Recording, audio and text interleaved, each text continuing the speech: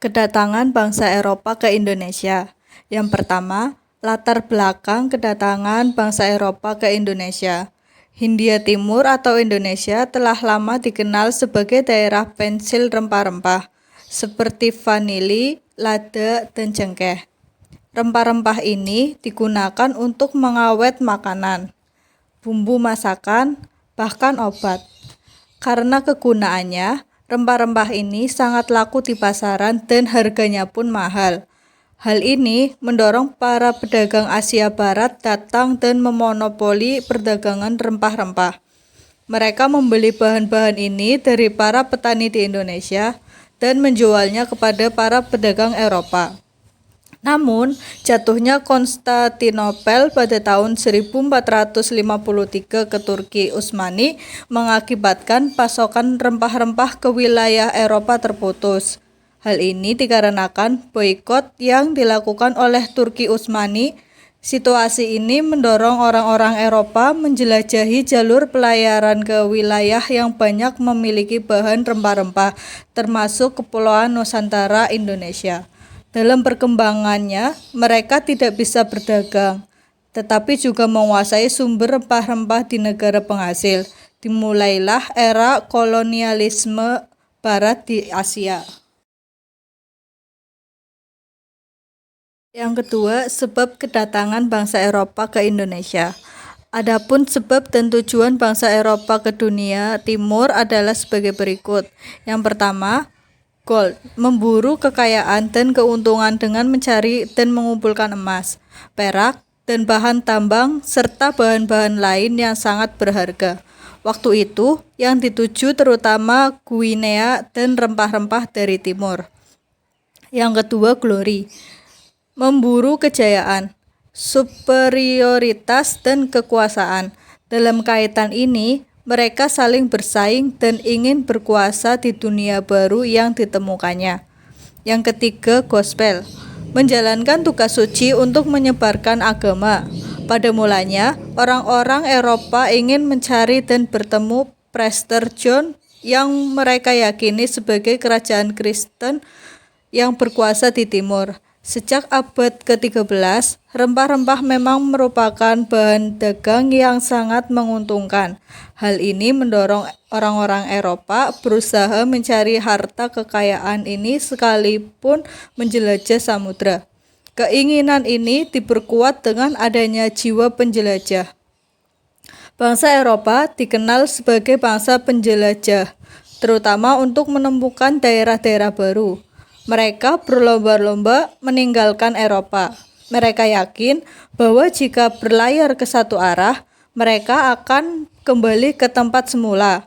Selain itu, orang-orang Eropa, terutama Portugis dan Spanyol, yakin bahwa di luar Eropa ada Prester John atau kerajaan dan penduduknya beragama Kristen. Oleh karena itu, mereka berani berlayar jauh. Mereka yakin akan bertemu dengan orang-orang seagama. Di luar faktor yang disebutkan di atas, orang-orang Eropa yang sebagian besar beragama Kristen terdorong pula untuk pergi kemanapun guna mewartakan Injil atau gospel. Mereka percaya bahwa mewartakan Injil kepada orang-orang yang belum mengenal Tuhan adalah salah satu panggilan hidupnya. Selain menyebarkan Injil, mereka juga berusaha mencari kekayaan atau gold dan kebanggaan serta kejayaan atau glory bagi negaranya. Pada awalnya, tujuan kedatangan bangsa Eropa ke Indonesia hanya untuk membeli rempah-rempah dari para petani Indonesia. Namun, dengan semakin meningkatnya kebutuhan industri di Eropa akan rempah-rempah, mereka kemudian mengklaim daerah-daerah yang mereka kunjungi sebagai daerah kekuasaannya. Di tempat-tempat ini, bangsa Eropa memonopoli perdagangan rempah-rempah dan mengeruk kekayaan alam sebanyak mungkin. Dengan memonopoli perdagangan rempah-rempah, bangsa Eropa menjadi satu-satunya pembeli bahan-bahan ini. Akibatnya, harga bahan-bahan ini pun sangat ditentukan oleh mereka. Untuk memperoleh hak monopoli perdagangan ini, bangsa Eropa tidak jarang melakukan pemaksaan. Penguasaan seringkali dilakukan terhadap para penguasa setempat melalui suatu perjanjian yang umumnya menguntungkan bangsa Eropa. Selain itu, mereka selalu turut campur dalam urusan politik suatu daerah. Bangsa Eropa tidak jarang mengadu domba berbagai kelompok masyarakat dan kemudian mendukung salah satunya. Dengan cara seperti ini, mereka dengan mudah dapat mempengaruhi penguasa untuk memberikan hak-hak istimewa dalam berdagang. Tujuan kedatangan bangsa Eropa ke Indonesia. Yang pertama, menguasai perdagangan rempah-rempah. Menguasai perdagangan rempah-rempah langsung dari sumbernya. Caranya dengan menerapkan monopoli perdagangan. Dengan monopoli, bangsa Eropa bertindak sebagai satu-satunya pembeli dengan harga yang mereka tentukan. Tindakan itu sudah tentu merugikan para petani rempah-rempah. Yang kedua, menguasai wilayah strategis. Menguasai wilayah strategis baik untuk perdagangan maupun basis militer. Dengan kekuatan armada dan strategi pecah belah, bangsa Eropa memaksa penguasa setempat untuk menandatangani perjanjian yang mengesahkan penguasaan atas suatu wilayah strategis. Yang ketiga, mengeruk kekayaan sumber daya. Mengeruk sebanyak mungkin kekayaan sumber daya suatu wilayah. Caranya dengan memaksa penguasa setempat menandatangani suatu perjanjian. Yang keempat, turut campur dalam urusan politik. Turut campur dalam urusan politik suatu wilayah secara semena-mena, bangsa Eropa ikut serta menentukan orang yang mereka anggap layak menjadi penguasa. Orang yang mereka pilih sudah tentu yang akan menguntungkan mereka, sedangkan penguasa yang menentang akan sesegera mungkin mereka singkirkan. Dengan cara seperti itu, mereka dapat mempertahankan atau bahkan memperbesar pengaruh mereka atas suatu wilayah.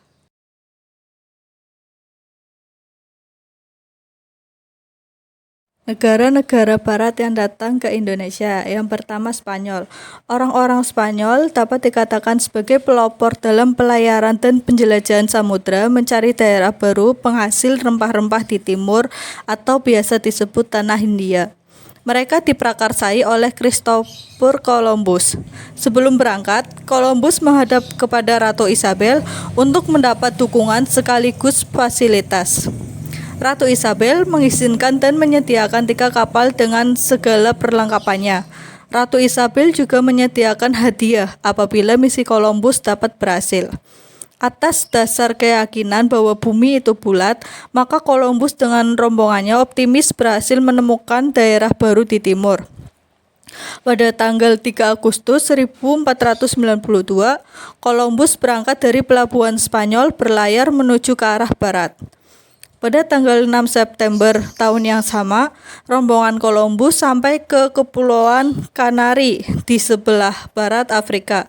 Ekspedisi penjelajahan samudra dilanjutkan dengan mengarungi lautan luas yang dikenal ganas, yakni Samudra Atlantik. Salah satu kapalnya rusak. Para anggota ekspedisi hampir putus asa. Namun, Columbus terus memberi semangat bagi anggota rombongannya. Setelah sekitar 1 bulan lebih berlayar, tanggal 12 Oktober 1492, rombongan Columbus berhasil mendarat di pantai bagian dari Kepulauan Bahama. Columbus mengira bahwa ekspedisinya ini sudah sampai di tanah Hindia. Oleh karena itu, penduduk yang menempati daerah itu disebut orang-orang Indian. Tempat mendarat Columbus ini kemudian dinamakan San Salvador. Berikutnya, rombongan Columbus kembali berlayar dan mendarat di Haiti. Merasa ekspedisinya telah berhasil, maka rombongan Columbus bertolak kembali ke Spanyol untuk melapor kepada Ratu Isabel. Tahun 1493, Columbus sampai kembali di Spanyol. Kedatangan Columbus dan rombongan disambut dengan sukacita. Bahkan dengan keberhasilannya mendarat di Kepulauan Bahama dan Haiti, Columbus diakui sebagai penemu daerah baru yakni benua Amerika. Yang kedua, Portugis. Berita keberhasilan Columbus menemukan daerah baru membuat penasaran Raja Portugis, sekarang terkenal dengan sebutan Portugal, yaitu Manuel I. Dipanggillah pelaut ulung Portugis bernama Vasco da Gama untuk melakukan ekspedisi menjelajahi samudera mencari tanah Hindia. Vasco da Gama mencari jalan lain agar lebih cepat sampai di tanah Hindia, tempat penghasil rempah-rempah. Kebetulan, sebelum Vasco da Gama mendapatkan perintah dari Raja Manuel I, sudah ada pelaut Portugis bernama Bartolomeus Dias melakukan pelayaran mencari daerah timur dengan menelusuri pantai barat Afrika. Pada tahun 1488, karena seragan ombak besar, terpaksa Bartolomeus Dias mendarat di suatu ujung selatan benua Afrika. Tempat tersebut kemudian dinamakan Tanjung Harapan. Ia tidak melanjutkan penjelajahannya, tetapi memilih bertolak kembali ke negerinya. Pada Juli 1497, Vasco da Gama berangkat dari pelabuhan Lisabon untuk memulai penjelajahan. Berdasarkan pengalaman Bartolomeus Dias itu, Vasco da Gama juga berlayar mengambil rute yang pernah dilayari Bartolomeus Dias. Rombongan Vasco da Gama juga singgah di Tanjung Harapan. Atas petunjuk dari pelaut bangsa Moor yang telah disewanya, rombongan Vasco da Gama melanjutkan penjelajahan berlayar menelusuri pantai timur Afrika, kemudian berbelok ke kanan untuk mengarungi Lautan Hindia atau Samudra Indonesia. Pada tahun 1498, rombongan Vasco da Gama mendarat sampai di Calicut dan juga Goa di pantai barat India. Yang ketiga, Belanda. Mendengar keberhasilan orang-orang Spanyol dan juga Portugis dalam menemukan daerah baru, apalagi daerah penghasil rempah-rempah, para pelaut dan pedagang Belanda tidak mau ketinggalan. Tahun 1594, Barents mencoba berlayar untuk mencari dunia timur atau tanah Hindia melalui daerah kutub utara. Karena keyakinannya bahwa bumi bulat, maka sekalipun dari utara atau barat akan sampai pula di timur. Ia gagal melanjutkan penjelajahannya karena kapalnya terjepit es, mengingat air kutub utara sedang membeku. Barents terhenti di sebuah pulau yang disebut Novaya Zemlya. Ia berusaha kembali ke negaranya, tetapi ia meninggal di perjalanan. Pada tahun 1595, pelaut Belanda yang lain yakni Cornelis de Houtman dan Pieter de Keyser memulai pelayaran. Kedua pelaut ini bersama armadanya dengan kekuatan 4 kapal dan 249 awak kapal beserta 64 pucuk meriam melakukan pelayaran dan penjelajahan samudra untuk mencari tanah Hindia yang dikenal sebagai penghasil rempah-rempah. Cornelis de Houtman mengambil jalur laut yang sudah biasa dilalui orang-orang Portugis. Tahun 1596, Cornelis de Houtman beserta armadanya berhasil mencapai Kepulauan Nusantara. Ia dan rombongan mendarat di Banten. Sesuai dengan niatnya untuk berdagang, maka kehadiran Cornelis de Houtman diterima baik oleh rakyat.